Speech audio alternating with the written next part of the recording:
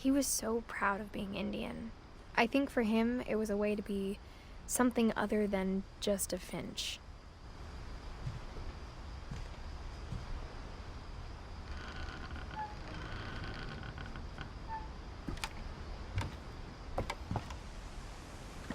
On the way back from Lewis's funeral, my mom told me to start packing. She waited until the day before we left to tell Edie. I'm not sure if she wanted to make it easier or harder.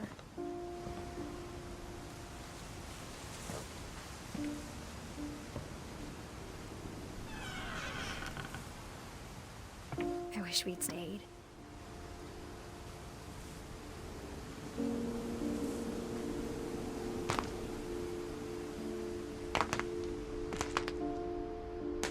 But I understand why we left.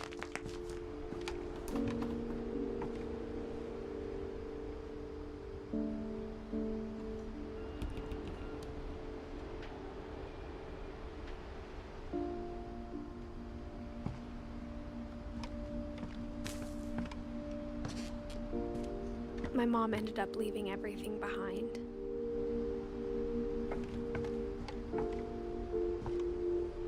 What happened that night had been coming for a long time.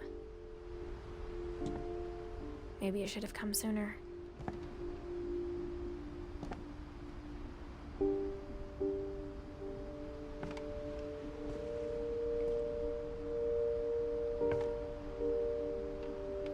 But it had to end one way or another.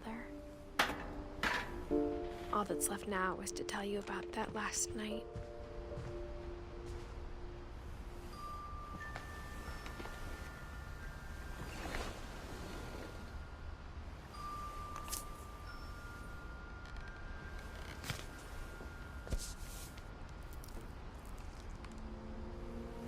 That whole last day, Edie just watched us pack and didn't say a word.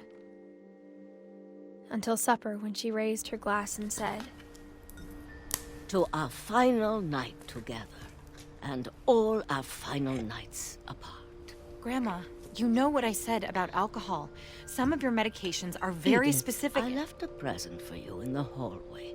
Why don't you go open it? The grown-ups have to argue now. I'm sorry, you're right.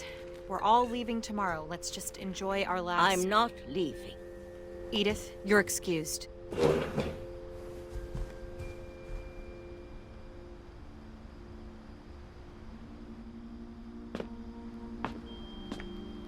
The power had been shut off that morning, but Edie always had plenty of candles.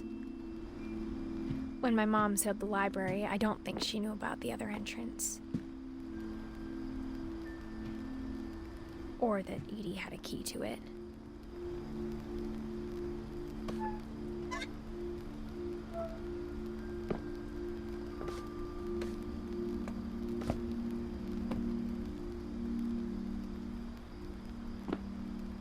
That thing you're afraid of isn't going to end when you leave the house.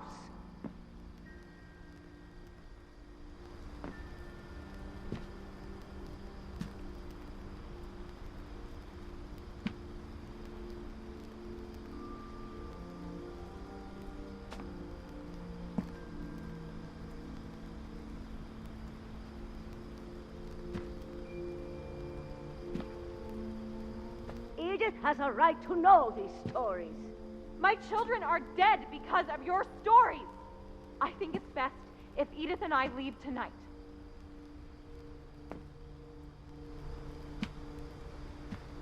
We'll have the nursing home send a van for you in the morning, okay?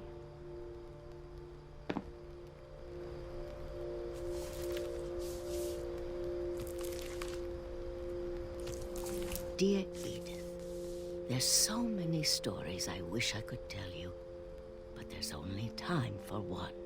This is about what happened on the night you were born. That night, the tide went way, way out.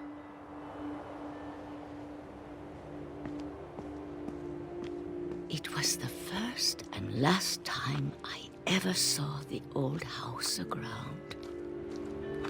There'd been an earthquake out in the middle of the ocean. They called it the lowest tide in 1,000 years. God, it smelled awful. You know, I've seen that house every day of my life.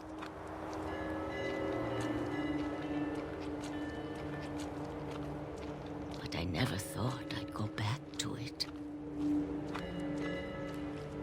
When the fog rolled in, I lost my way.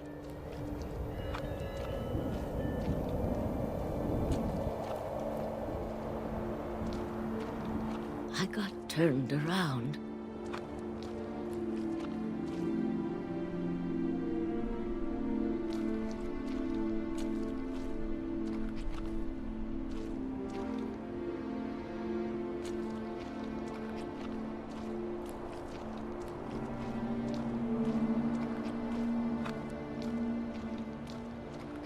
I started seeing things.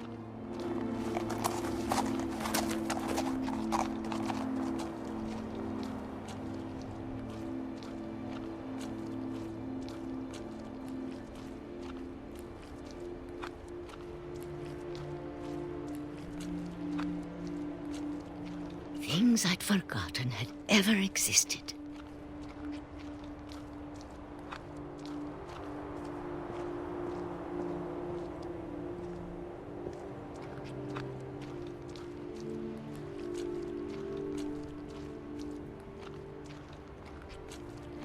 But when I saw them, they felt like old friends.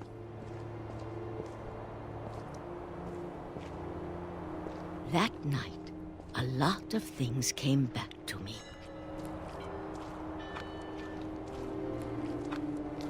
Or maybe I came back to them.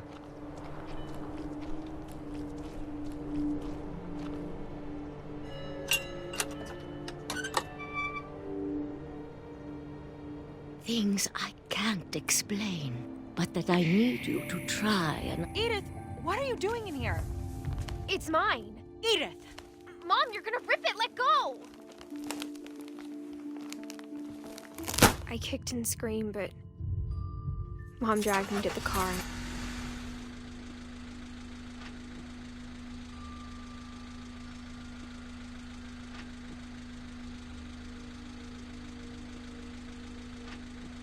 I never saw Great-Grandma Edie again. The next morning, the van came to pick her up, but she was already gone. After that, we moved around a lot.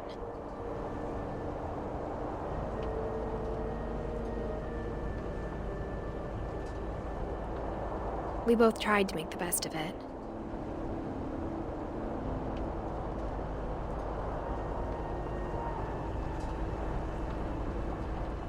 A few years went by.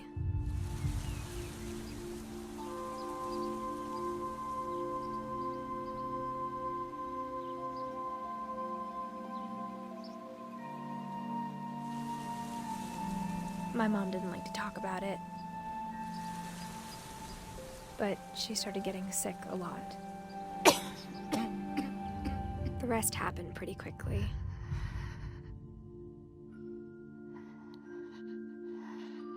She got better for a while, and then she didn't.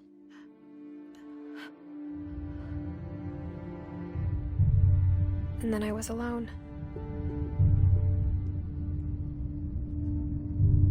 The last Finch left alive.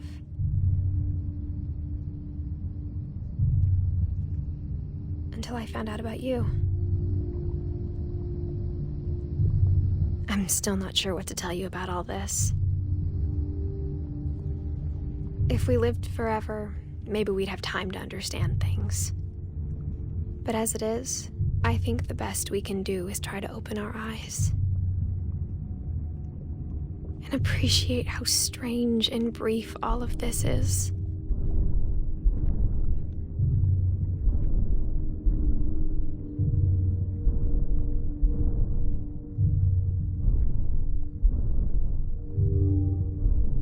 This journal was supposed to be for you.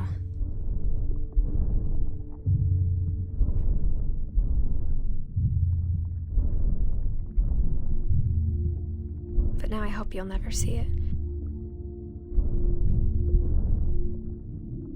I just want to meet you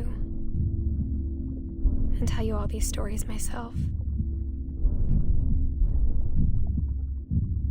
But I guess if you're reading this now,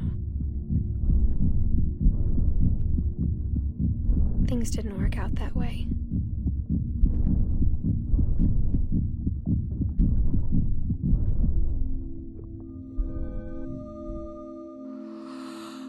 This is where your story begins. I'm sorry I won't be there to see it. It's a lot to ask, but I don't want you to be sad that I'm gone. I want you to be amazed that any of us ever had a chance to be here at all. Good luck.